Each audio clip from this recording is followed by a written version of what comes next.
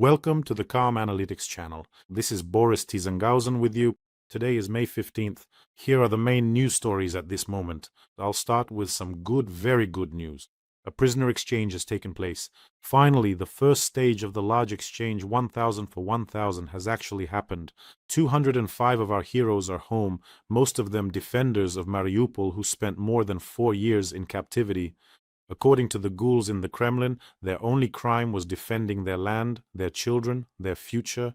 That is their so-called crime. The youngest of those released is 21 years old, while the oldest is 62. I can imagine the joy today in the families and among the loved ones of those who have returned from captivity. I sincerely wish that everyone waiting for their loved ones will see them return. And there's more good news. There will be plenty of it today. During an operation in the Kharkiv region, units of the 129th Brigade brought the settlement of Otradne and its surroundings back under the control of Ukraine's defense forces. Exactly so. Ukraine is not just holding the line, but is also reclaiming its territories. Meanwhile, Putin is being told that Russian troops will occupy Donbass by autumn. Now it's absolutely clear that the Botoxed loafer has completely lost touch with reality. And right on cue, CNN releases a piece on this topic. The era of Russian victories in Ukraine is over.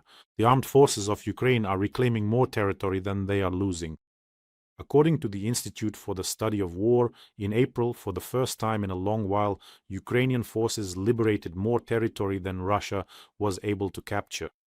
One of the key reasons cited is the advantage the armed forces of Ukraine have in the use of drones. Ukrainian drones have been increasingly destroying depots, command posts, logistics hubs, and oil refineries.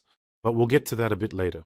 I don't know who told Putin that it would be possible to capture the Donbass before autumn. Maybe they have some new term that's about to come into effect.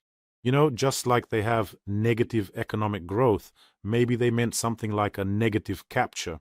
You know, Russian troops are advancing on the Donbass confidently, but in reverse. Everything is under control. Here, Putin, take a look at these beautiful slides. On these slides, everything has already been captured. By the way, friends, don't forget to subscribe to this channel. It's important. You can do it right now. It helps promote the channel. We are fighting against Putin's propaganda. Let's do it together. And let me remind you, of course, for everyone who subscribes, you'll soon notice that your hair will become soft and silky. That's for sure. So subscribe. But that's not all. Our segment, Night Harvest. Last night, hundreds of Ukrainian drones flew into Russia and the occupied territories and found their targets.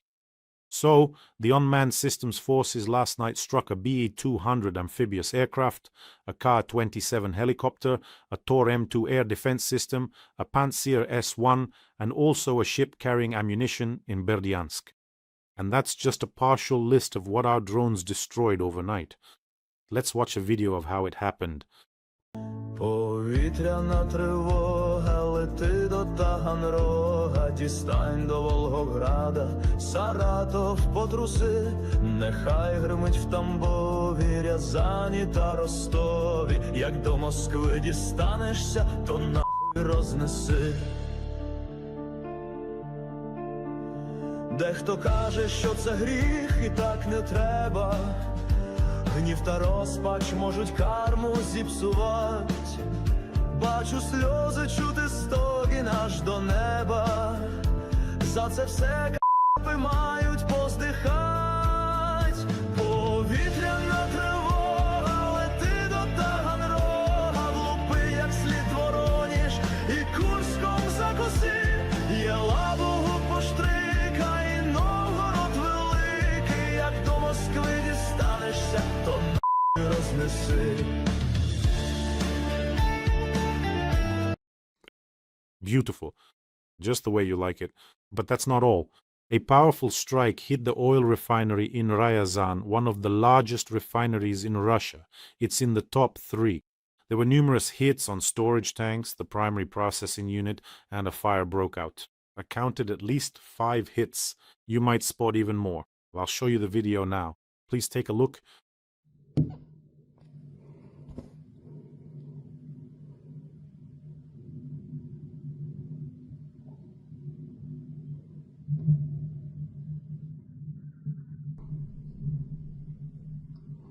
This plant has a capacity of about 17 million tons of oil processing per year. It's one of the largest fuel suppliers for central Russia and the Moscow region. Greetings to Muscovites. And here are some morning shots, also very beautiful. Take a look.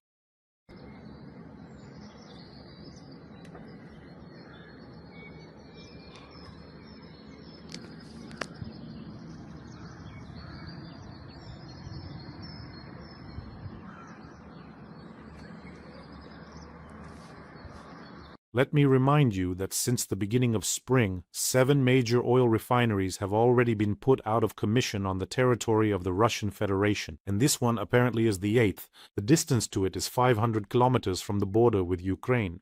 But for Ukrainian drones, that's no distance at all anymore. Ukrainian drones are now striking as far as 1,500 kilometers deep into Russia, and even 2,000 kilometers. Locals report that after the strike on the oil refinery, after the fire, an oil rain fell in Ryazan. Well, there you go. Take it and sign for it. TUAPS passes the baton, but TUAPS shouldn't relax too much either. In Ryazan, the Russians also used electronic warfare to bring down a drone right into a high-rise building. You know, it's symbolic that this building was painted in the colors of the Russian flag. Why are you shooting down our drones? Really, why? They're just flying to the oil refinery. Don't touch them. They'll reach the refinery and that's it.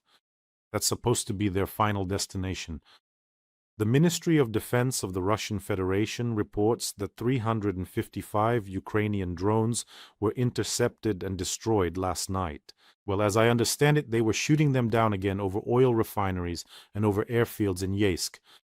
And it's only going to get worse, only worse. And right now, Ukrainian soldiers are performing a true feat. They broke the Russian spring offensive over their knee and began to liberate our settlements. And in every episode, we have an important fundraiser for the defense forces of Ukraine. Today, we are continuing to raise funds for our guardian angels for the first separate medical battalion. The fundraiser is for ventilators, which are catastrophically lacking right now at the front for advanced surgical teams. Our medics have recorded a video message for you. Please take a look. Апарат штучної вентиляції легень – не просто медичне обладнання, це шанс на порятунок та життя для пацієнта. В умовах бойових дій, де потік поранених часто є раптовим і непередбачуваним, таких апаратів потрібно дуже багато. До того ж, вони мають властивість ламатися та виходити з ладу від високого навантаження. Разом із каналом Бориса Тізенгаузена ми вже зібрали на 4 таких апарати, але цього все ще недостатньо для передових хірургічних груп нашого підрозділу. Тому ми оголошуємо збір ще на 2 апарати. Ми щиро дякуємо Борису та його глядачам за допомогу, небайдужість і увагу до питань порятунку українських захисників. Let's help our medical workers. In this case, your donation directly saves the lives of our defenders. The link to the fundraiser is in the description of this video. There are options for Mono, Privat, and PayPal for those who want to help from abroad. If you're watching on another channel, there's always a QR code in the corner, which also leads to the fundraiser. And in every episode, I thank you personally and on behalf of the hundreds of our defenders whom you have already helped. Remember, together we are a great force. And thank you so much. You know, after May 9th in Russia, I occasionally come across videos showing how people in Russia went wild on May 9th. You know, like how the sea washes things up every day. That's how these videos keep appearing. And sometimes it seems like, well, this just can't be real. I mean, how did they get to this point? It must have all been generated by artificial intelligence. They just can't do things like this. But it turns out they can. In Russia, anything is possible. Now, I'll show you another video. Take a look.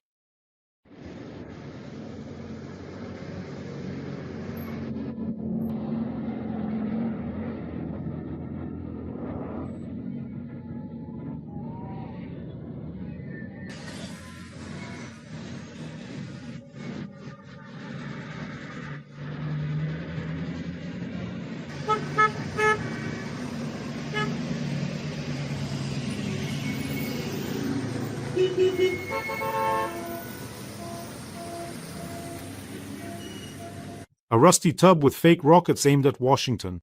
I wonder if Russians know that Washington was their ally during World War II.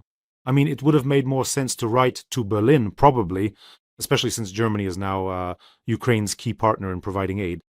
It would have been logical to aim at Berlin, but no, it's Washington. How do they reconcile in their minds that Putin regularly praises Trump? Let's just lay out this chain of logic for ourselves. Putin regularly praises Trump. Trump is the president of the United States. The United States is the founder and backbone of NATO. And Russia, according to their own statements, is at war with NATO. How does that work? Putin praises Trump, but rusty tubs with missiles are rolling towards Washington. Huh? A country that's collectively lost its marbles. There's no other way to put it. By the way, here's another piece of news. Classic Russian stuff. After changing their polling methodology, VT reported a rise in Putin's ratings. That is, for the first time in 2 weeks, VT published data on the ratings of the Russian authorities. There was a break, the data disappeared somewhere, and now they've started publishing them again. Before that, on April 24th, this state-run center, let me remind you, it's a government center, had been recording a decline in Putin's ratings for 7 consecutive weeks. So apparently someone called them and said, "Why are Putin's ratings always dropping in your reports? Make them go up." They say, well, even though we're a government center, we still have to calculate things somehow, you know? He says, change the methodology. They changed the methodology, recalculated, and Putin's ratings started to rise. So what did they do? According to their own statement, they claimed that, as it turns out, there are too many bold people in these phone surveys. So when they call someone on the phone, the person says, "To hell with that, you know, that bold Botox jellyfish, may he drop dead." All right, they wrote it down. But they were told to do more in-person interviews and focus more on the older demographic. In other words, go to the pensioners, talk to these Putin squads in person. They did that, and the ratings immediately went up. As they say, the ratings went up, but Putin did not. Yes, sorry. So you might as well conduct a poll in the State Duma, seriously measure Putin's approval rating there and say, look at that, Russians. Putin has a 100% trust rating. By the way, recalculate it according to the new GDP of the Russian Federation, and then your GDP will be bigger than the entire planet combined, bigger than the GDP of the whole galaxy. Why be shy about it? Go ahead, ask the Russian pensioners. And now, the new segment about Crimea from the Crimean partisans. A traditional segment. We have warm, friendly relations with the Crimean partisans. We regularly receive a lot of news from them. The Crimean partisans are a movement in Crimea with a very extensive network across the entire occupied peninsula. This movement, through various methods, brings Ukraine's victory and the reunification of Crimea with mainland Ukraine closer. So here's what people are saying in Crimea. The local occupiers started feeling down after the armed forces began actively targeting the M14 highway with drones. Suddenly, there were far fewer foolish Russians planning to vacation in Crimea this summer. There are still some like that. They take their kids and say, let's go have a vacation in Crimea. But on the other hand, yes, in Tuapse there's an oil rain, in Anapa there's an oil-covered beach, and somewhere over there a siren is flying. Drones are flying around. So where should people go? Well, they decided on Crimea, but there are fewer of them now, so the locals are preparing for one of the worst seasons in history. The number of drones attacking occupied Crimea is constantly increasing. Since the beginning of the year, there have been several massive attacks, including on occupied Sevastopol, where I was born. There have never been such massive attacks before. The locals are telling us this. There aren't enough air defense systems. The ones they have are being actively destroyed, and no new ones are being supplied. The Black Sea Fleet fled to Novorossiysk, or rather, what was left of it, and by the way, took with it a significant portion of the air defense systems as well. May 13th was the day of the Russian Black Sea Fleet. But this year, Russian media somehow shyly avoided mentioning this date, and the media in occupied Crimea also remained silent about it. There used to be some celebrations at the officer's house or somewhere else, something or other, but where is all that now? No fleet, no celebration. And in the summer there will be the day of the Russian Federation Navy. I even remember the times when Putin would come to Sevastopol, congratulate the sailors of Ukraine and Russia, and talk about brotherly nations. Can you imagine that happened too, the underground scumbag? And then, well, he attacked. Usually, on the day of the Russian Navy in Sevastopol, there was a parade with ships and aircraft. What do you think? Will there be a parade this year or not? No fleet, no parade. Now, just imagine this picture. On the day of the Black Sea Fleet of the Russian Federation in occupied Sevastopol, there is no Black Sea Fleet in the bays. There just isn't. It ran away.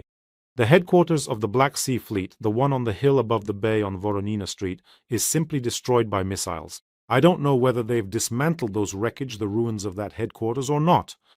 And then on top of that, there's no fleet there. Here is the ruined headquarters of the Black Sea Fleet, and the air raid siren is wailing. What a celebration, right?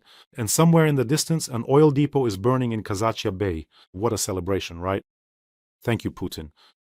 And yesterday I missed an important date. It turns out that yesterday marked exactly 1,500 days since Russia began trying to capture the village of Malotokmachka, which is in the Zaporizhzhia region. 1,500 days.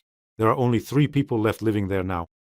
All this time, experts on Russian television have been saying there's a battle for Malotokmachka, a fierce battle is underway, just a little more, and we'll capture it. So this battle has been going on for 1,500 days already. But don't forget, by autumn, Putin was promised the entire Donbas would be captured. By the way, the head of the Russian Foreign Intelligence Service, Naryshkin, apparently got high on fly agaric mushrooms again, or maybe sniffed too much incense and came up with a new spy blockbuster. Of course, in this spy blockbuster, the blame for everything, as always, lies with the treacherous and cunning Ukraine, which continues to resist and defend itself deceitfully. So, the Russian Foreign Intelligence Service has accused Ukraine of buying up Z channels on Telegram to destabilize Russia. Can you imagine? Ukrainian intelligence agencies have supposedly launched a campaign to buy up Russian military and patriotic Telegram channels in order to destabilize the situation in the country, according to the Russian Foreign Intelligence Service. Wow, can you imagine? These so-called patriotic Z channels are so patriotic that they're ready to sell out to the first bidder. But why exactly is the Foreign Intelligence Service so interested in what's happening on the enemy's Telegram network? You have your own sovereign messenger, Max. Go ahead and create your patriotic channels there. The problem is, even Russians themselves don't want to register there. At the same time, the Foreign Intelligence Service did not name any specific channels that had received offers to sell or that had already been bought in this way. This statement from the agency came against the backdrop of Putin's falling ratings, a lack of success on the front lines, as well as internet blockages and increased censorship. But sure, of course, yeah. Obviously, all of Russia's problems are because of Telegram. In general, Russians are capable of creating some truly remarkable products. It would seem that they've created their own national messenger, advertise it everywhere, and even force people to register for it. There are even some services you can't access unless you register, but still Russians don't want to use it. They still download VPNs, they still use other services. Putin really does have a knack for turning everything he touches into this national messenger, Max. And you know what else I noticed? Just a couple of days ago, Putin was once again talking about some successful tests of the Sarmat missile, and it somehow went completely unnoticed. Putin tried so hard, really put in the effort. Now we will, but absolutely no one cares. No one cares at all that this, balding spirit sheet is once again talking about Sarmats and Burevestniks. That's exactly how the whole world feels right now about both Putin and the Russian Federation. Where did Russophobia come from? Who is to blame for this? Who is pushing Russia into the abyss, huh? Let's ask that question. I think everyone knows the answer. And as for you, friends, take care of yourselves and your loved ones. Subscribe to this channel. Don't forget, and I really ask you, let's help our combat medics, the 1st Medical Battalion. The link to the fundraiser is in the description of this video. Have a peaceful day, everyone, and glory to Ukraine.